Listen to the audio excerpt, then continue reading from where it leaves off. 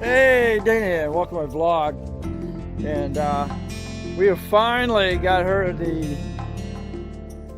two-seat toy that we've been trying for the past month and a half on.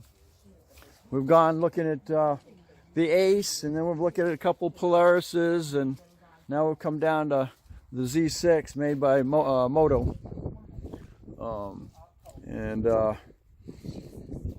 There's a few things that we're going to get squared away before we bring it home, but other than that, I believe we've gotten a decent deal on it. So we got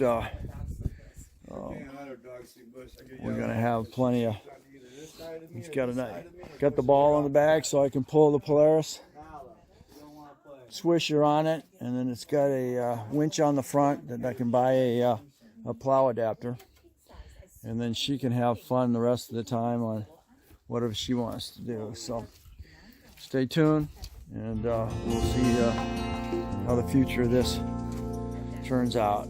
Thanks for watching. Don't forget to comment and subscribe. You catch me on the next Dana Crosby's vlogs.